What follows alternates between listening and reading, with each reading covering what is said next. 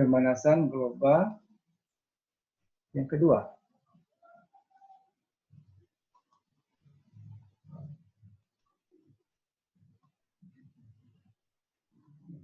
Itu hujan asam dan penipisan lapisan ozon. Hujan yang normal, pH-nya antara minimal 5,6. Ya, tidak boleh kurang dari 5,6. Yang dimaksud dengan hujan asam, apabila pH air hujan di bawah 5,6. Di bawah 5,6. Ya. Penyebabnya bisa oleh aktivitas alam seperti gunung api meletus, ya, oleh menguapnya gas-gas yang ada di rawa, terurainya sisa organik dalam sampah, ya, kemudian di perikanan juga, dan oleh aktivitas manusia, oleh industri, ya, transportasi, agroindustri, ya, pembangkit tenaga listrik, itu bisa menyebabkan emisinya, bisa menyebabkan hujan asam.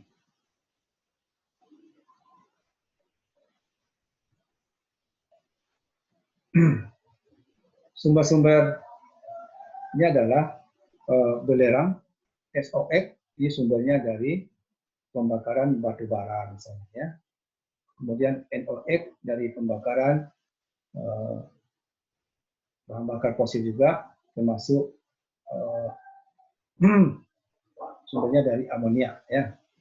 Kemudian HCl, klorin, ini sumbernya dari CFC tadi, dari klorofluorokarbon. Kalau ini belum kita bahas, ya, klorofluorokarbon.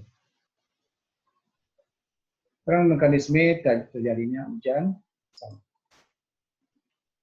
Misalnya ada satu industri yang beroperasi untuk mengeluarkan asap. Asapnya itu berupa partikel, ya. Kemudian juga kemungkinan ada gas SOx yang keluar, gas NOx juga. Nah, ketika kedua gas ini bertemu dengan uap air, maka dia berubah menjadi asam dua-duanya. Maka turunlah dia lagi bersama hujan menjadi hujan yang asam. Nah, turunnya di mana? Apakah di pabrik juga? Tentu, karena bisa turunnya sejauh 1000 km dari tempat dia menguap.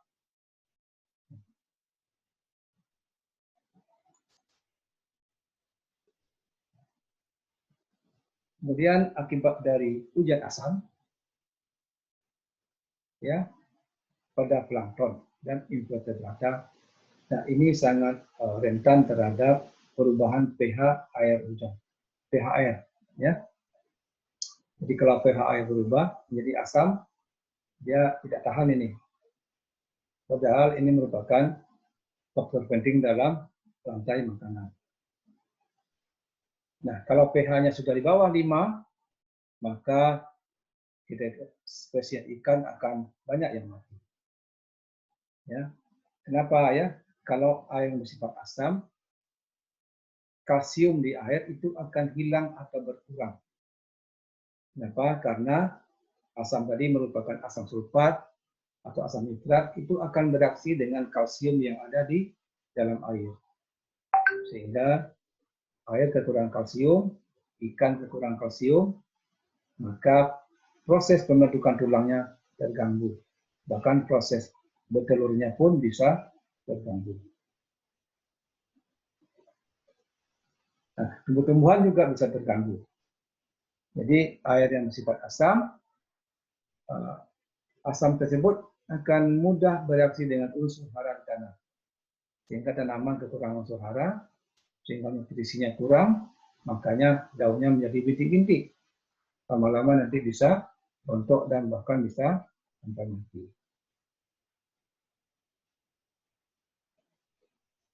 Nah, hewan-hewan di tanah juga bisa mati kalau terjadi perubahan pada pH tanah. Terutama hewan-hewan yang kecil, ya. Walaupun kecil itu fungsinya cukup besar juga, ya. Untuk ada kalanya untuk bisa menyerap nitrogen, pada kalanya digunakan untuk terlibat dalam rantai makanan atau jaring makanan.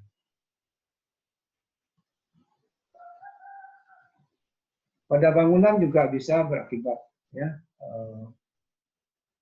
Misalnya kalau besi bisa cepat berkarat, kalau batu-batuan, nah bisa nanti tererosi batunya karena batu ini kan mengandung kalsium juga sama silika.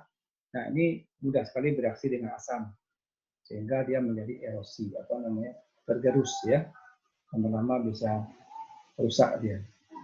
Kemudian kalau cat bisa cepat memudar, ya, warnanya. Itu hujan asam. Yang terakhir, penipisan lapisan ozon.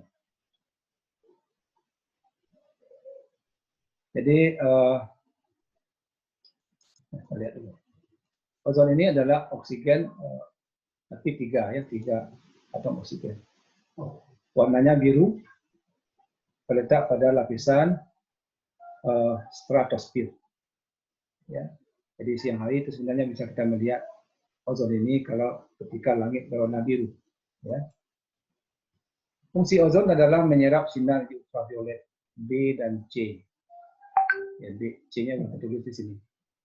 Menyerap UVB dan C. UVA itu ada, ya. UVA itu tidak tersaring di ozon, jadi bisa menembus ozon. Fungsi UVA itu adalah digunakan untuk proses fotosintesa pada tumbuh-tumbuhan. Jadi Tuhan sudah menciptakan sedemikian rupa, ya. Jadi yang diperlukan bisa melewati atmosfer, yang tidak diperlukan tersaring di atmosfer. Sekarang menurut penelitian, atmosfer itu ozonnya sudah tidak merata lagi komposisinya, bahkan adanya sudah tidak memiliki ozon lagi. Nah, apa akibatnya? Nah, ini contohnya. Ini bumi yang masih dilapisi ozon, ini yang tidak lagi. Artinya semua sinar matahari bisa menembus ke bumi. Nah, kalau ke sini masih tersaring di atmosfer. Nah, akibatnya tentu bumi semakin panas, ya, semakin banyak menerima sinar matahari.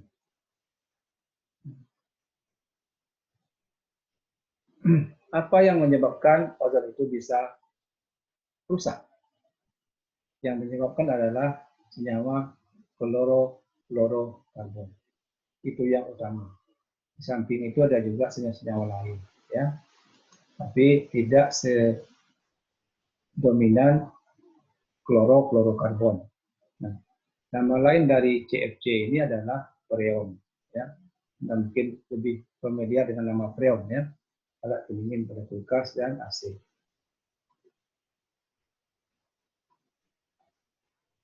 Nah, penggunaan CFC tidak hanya sekedar pendingin, bisa juga untuk hal-hal lain seperti sini, ya. Ini adalah manfaat CFC. Nah, CFC ini termasuk senyawa yang tidak beracun, ya, tidak beracun sebenarnya, tapi berbentuk gas.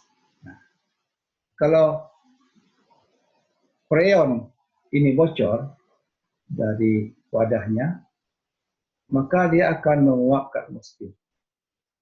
Kenapa dia menguap? Karena tidak ada zat lain di permukaan bumi ini yang bisa bereaksi dengan dia. Hingga dia masuk ke atmosfer, akhirnya sampai dia ke lapisan ozon. Nah, walaupun sampai di lapisan ozon, dia juga tidak bisa bereaksi dengan ozon. Ya, karena dia memang sangat tidak reaktif, ya. Nah, kenapa akhirnya dia bisa merusak ozon? Nah, ini penyebabnya. Ozon fungsinya kan menyerap sinar UV, B dan C. Ozon, ya. Nah, ketika freon tadi menguap ke atmosfer, terus naik terus, akhirnya sampai lapisan ozon yang paling atas. Nah, kalau lapisan paling atas tentu ketemu dengan sinar UVA dan B tadi, B dan C tadi. Nah, ketika itulah freon tadi terurai menjadi CF dan Cl. Jadi C dan F ini bergabung, klornya terlempar keluar. Nah, klor inilah yang bereaksi dengan ozon membentuk ClO dan O2. ClO bereaksi lagi dengan oksigen yang lain, yang satu molekul, monoatom. Terbentuk lagi Cl, klorin seperti ini. Nah, Cl ini bereaksi lagi dengan ozon yang lain. Terbentuk lagi ClO. Dan itu berlangsung terus-menerus sampai 100.000 kali. Jadi, satu molekul CFC akan bereaksi dengan 100.000 kali, 100.000 molekul ozon. Nah, dengan kata lain, satu molekul freon akan memakan 100.000 molekul ozon. Nah, Anda bayangkan berapa banyak zat pendingin dunia ini, ya, di kantor, di mobil, di rumah, ya, kulkas seberapa banyak. Jadi para ahli negarawan di dunia ini sudah tahu ini penyebab rusaknya ozon pada ini. Tapi sampai sekarang belum sepakat untuk menghentikannya karena alasan bisnis, ya. Apa akibatnya kalau ozon rusak? Nah, yang jelas sinar matahari akan semakin banyak sampai ke bumi. Antara lain bisa merusak biota perairan. Kenapa bisa merusak? Karena sinar UV ini daya tembusnya besar. Terus mungkin sampai ke dasar laut. Nah, nanti kan panas ini, ya. Kemudian suhu bumi semakin panas dan kadang-kadang malah ekstrim. Ekstrimnya apa itu? Suatu tempat musim kemarau, tempat yang lain bisa saja kebanjiran, musim hujan.